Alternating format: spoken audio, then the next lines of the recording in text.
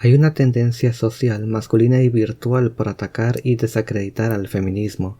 Feminismo entendiéndose sin matices políticos a pesar de que cualquier ideología lo es, desde su acepción más pura e inocua, el principio de igualdad de derechos de la mujer y el hombre, o también la conservación de los derechos naturales e imprescriptibles de la mujer y del hombre, es decir, cualquier idea o pensamiento con énfasis al liberalismo femenino francés, en los que consideremos que las mujeres valen por igual y merecen la misma dignidad que los hombres.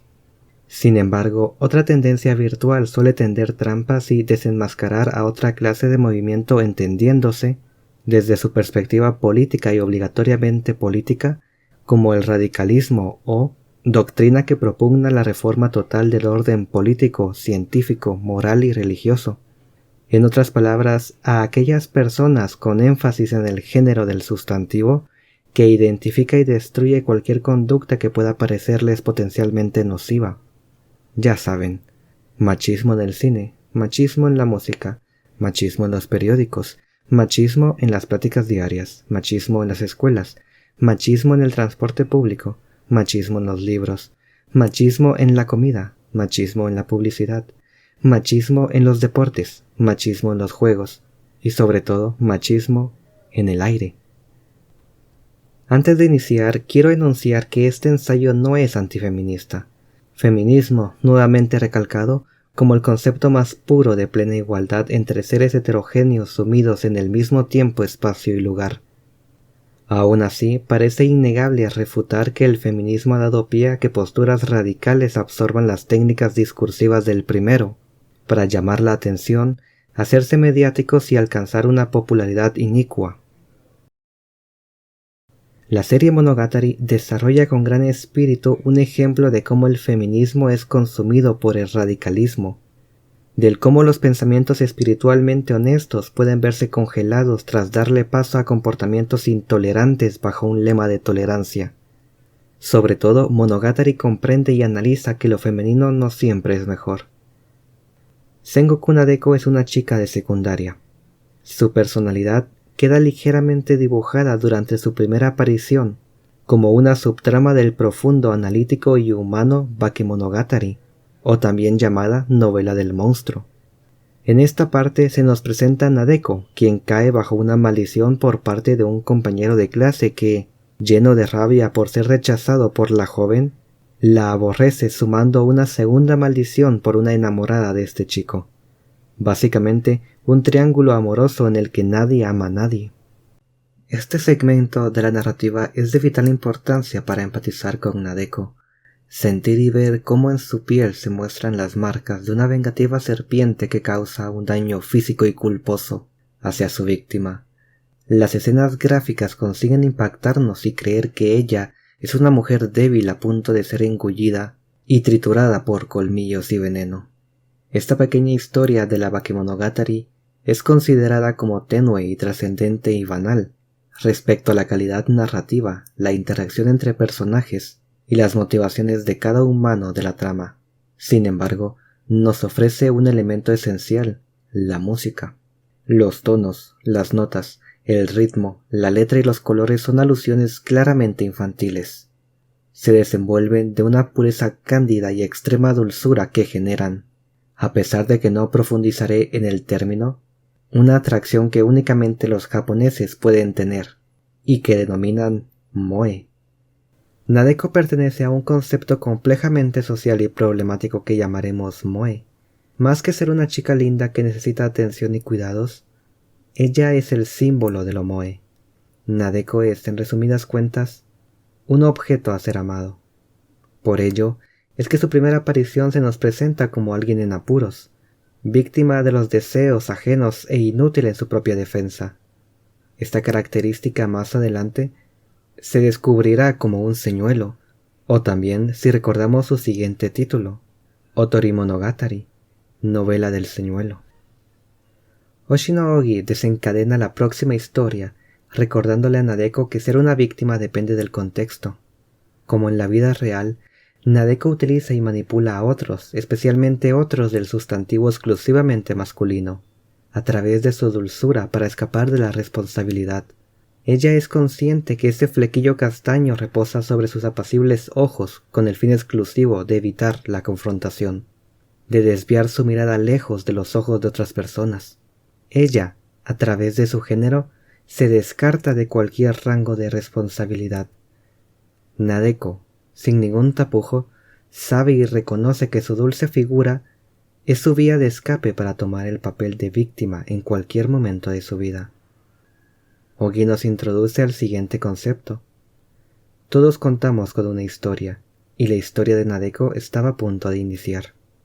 Tras este breve evento, a palabras de ambas protagonistas, Nadeko ve a una pequeña serpiente aparecer de muchos lugares.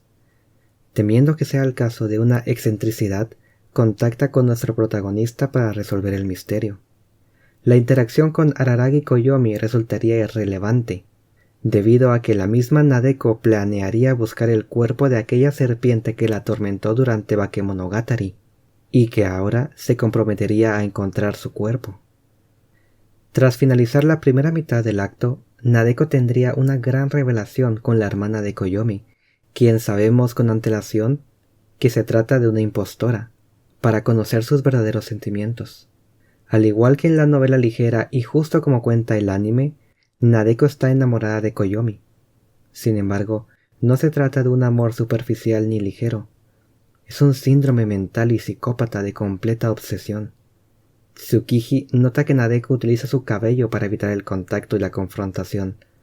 Ambas saben lo que siente Nadeko, y es entonces cuando Tsukiji, con un par de tijeras en su mano, arremete contra la voluntad de la otra chica y, lanzándose, la despoja sagazmente de su flequillo. Nadeko olvida lo que sucede después.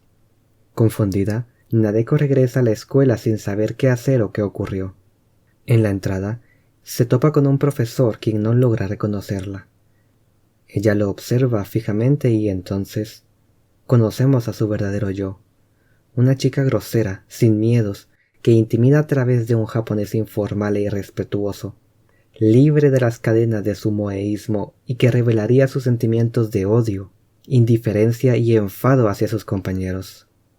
Este impulso nos llevará al final de Otori Monogatari, tras contarnos que la serpiente en realidad nació de la envidia de Nadeko, tras descubrir que Koyomi tiene una novia, y Nadeko tragándose el talismán que consecuentemente la convertiría en la diosa Medusa. Después de una breve batalla, Nadeko aniquila a Koyomi, y Shinobu no puede hacerle frente. Antes de rematar al chico que ama, una súbita llamada telefónica detiene en el acto a Medusa. Es Senyogahara Hitagi. Ella le advierte a Medusa que sería un error matar primero a Koyomi, porque liberaría todo el poder de Shinobu. Por otra parte, sería un error matar primero a Shinobu, porque la misma Hitagi enloquecería y mataría a todos.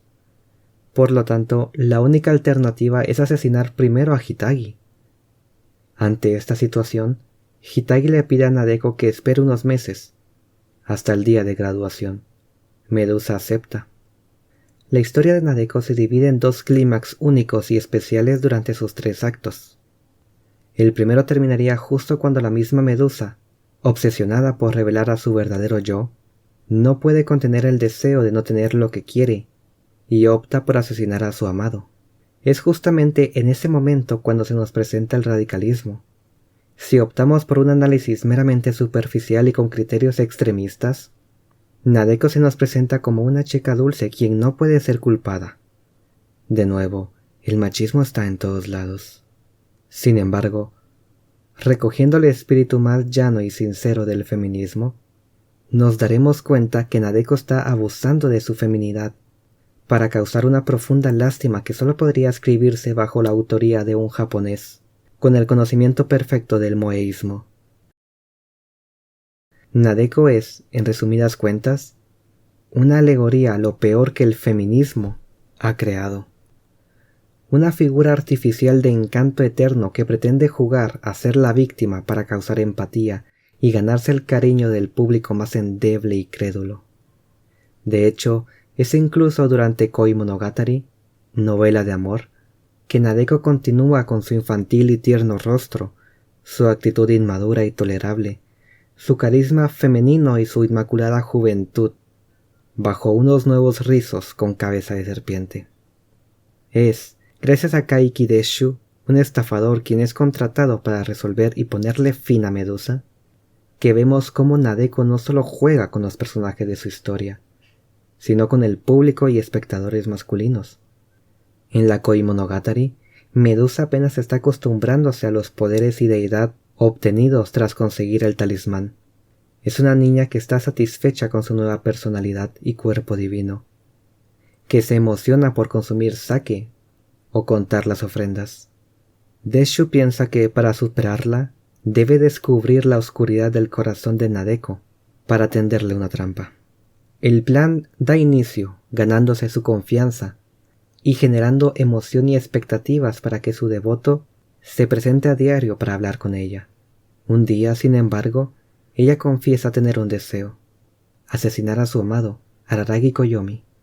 Medusa confirma que prefiere asesinarlo, aun si tuviera la oportunidad de ser correspondida. Para una feminista radical, el exterminio completo es su única respuesta. El tono de la trama se eleva cuando Kaiki, calculada y fríamente, responde a Nadeko acerca de los deseos.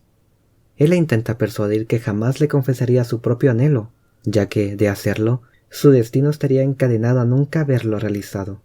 Medusa sonríe y lo niega. Pero, justo en ese momento, Kaiki cree haber derrotado por fin a la diosa. Del modo más calmado y tratando de contener sus emociones, el estafador confiesa que el deseo de Nadeko jamás se cumplirá, y le miente acerca de la supuesta muerte de Koyomi en un accidente automovilístico. Ella no podría ver su deseo cumplirse debido a que su amado ya habría muerto, pero no por sus manos. Kaiki parece haber ganado. A continuación, el anime y la novela ligera parecen alargar el momento como un profundo suspiro, y entonces Nadeko responde: ¿De verdad me vas a mentir? Millones de serpientes atacan a Deshu.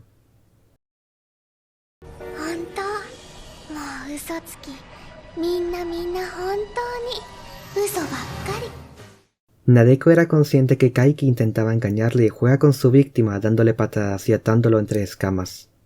Kaiki tiene una revelación. No era posible ver un poco de oscuridad en el corazón de Nadeko, porque todo su corazón era oscuridad. El estafador pierde. Este es el segundo clímax de la historia. Hasta aquí, cualquier espectador habría pensado que la trama de Kaiki para persuadir a Nadeko de abandonar sus deseos habría funcionado.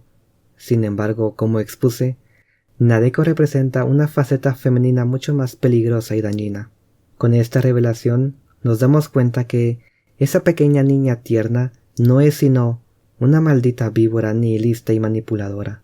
Todos esos gestos, esos susurros, ese temblor en sus labios, esa inseguridad en su forma de vestir, esa voz baja y quebradiza, todo su ser era una mentira para manipular a los hombres, para que se fiaran de su extrema figura de mujer y de niña. En este momento, también se nos viene a la mente lo que contaba Ogi en la novela anterior. Nadeko no es la víctima, y lo comprobamos cuando se nos revela que a ella no le importa ni Koyomi, ni la serpiente, y tampoco el bienestar de nadie.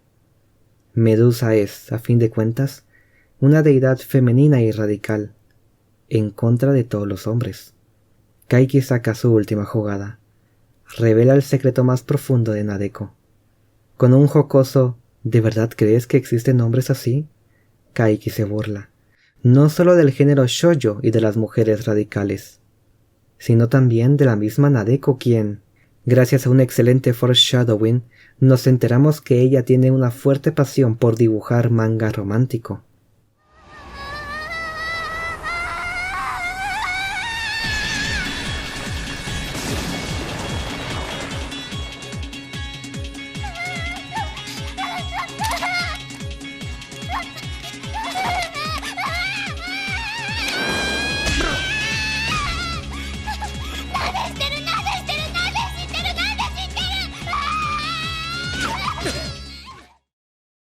Debemos pausar nuestra lectura de Monogatari para comentar unos detalles preliminares al gran final.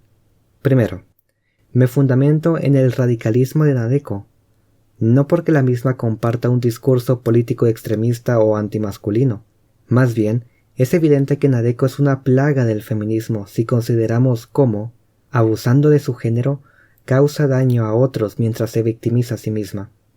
Segundo, quiero recalcar que Medusa no es una alegoría al feminismo puro y conciliador, y sí al radicalismo que tiende a hallar culpables en cualquier conducta. Ser feminista significa igualdad y equidad para cada humano. Ser radical, por el contrario, es imponer lo femenino sobre lo masculino.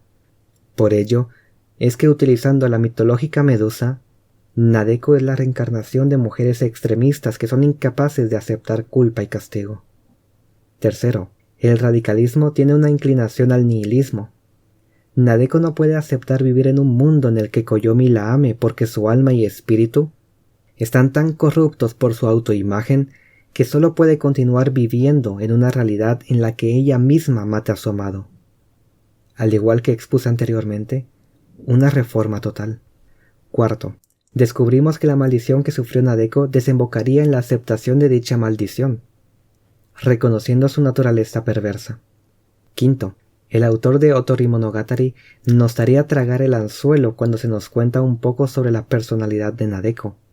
En realidad, esos datos acerca de su vida tenían el propósito de hacernos esclavos de Medusa. Y sexto, el moeísmo, extremo opuesto del radicalismo, son arquetipos que están repletos de toxicidad y de ideas intrínsecamente destructivas y autoincorregibles. Aún así, Kaiki consigue convencer a Nadeko que la vida vale la pena, a través de un discurso más o menos capitalista, pero humanamente verdadero. 戦国、俺は金が好きだ。なぜかといえば、金は全ての代わりになるからだ。物も買える、命も買える、人も買える、心も買える、幸せも買える、夢も買える。とても大切なもので、そしてその上でかけがえのないものではないから好きだ。逆に言うと俺はな、かけがえのないものが嫌いだ。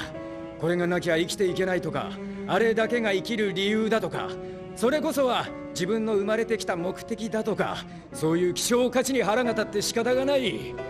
荒らぎに振られたらお前に価値はなくなるのか。お前のやりたいことはそれだけだったのか。お前の人生はそれだけだったのか。あのな、戦国、あのな、戦国、荒らぎと付き合うなんてかったるいことは代わりにどっかのバカがやってくれるってよ。だからお前はそんなかったるいことは終わりにして他のかったるいことをやればいい。やりたいこともしたいことも他にいくらでもあるだろう。あっただろう。違うか。やりたいこと、したいこと。 Koyomi promete no entrometerse más en la vida de Medusa, y termina este viaje en un amargo recuerdo de alguien que no volveremos a ver. Quiero repetir que no me considero antifeminista, y por supuesto que tampoco creo que el autor de las Monogatari tenga una opinión relevante acerca del movimiento. Sin embargo, a través del presente análisis, me parece claro que las Otori Monogatari y Koi Monogatari tienen críticas fuertes y certeras acerca de lo peor que el feminismo le ha dado a la humanidad. De manera paralela, Nadeko representa la toxicidad más sucia del feminismo desviado, que propugna por victimizar y legitimar los intereses de las mujeres al abusar de su género como excusa para eximirse de responsabilidad, en parte por el miedo social, por otra, porque socialmente es ambiguo corregir a una mujer, pese a que esté equivocada. No es una coincidencia que Nadeko, entre todas las excentricidades, tenga una diosa naturalmente femenina y que es conocida por su lucha contra hombres. Y tampoco es coincidencia que el único personaje capaz de derrotarla sea justamente un hombre adulto que está ajeno a las cadenas de la corrección política y del feminismo. Tampoco es coincidencia que el tema musical de Bakemonogatari sea una melodía dulce y alegre, y posteriormente, la melodía de Otori Monogatari sea una versión distorsionada de la primera. Incluso la música sufre experimentación tras los cambios de Nadeko. Para finalizar, el feminismo está bien. Abusar de tu género para conseguir condescendencia no lo está. Y es por ello que Nadeko, como feminidad tóxica.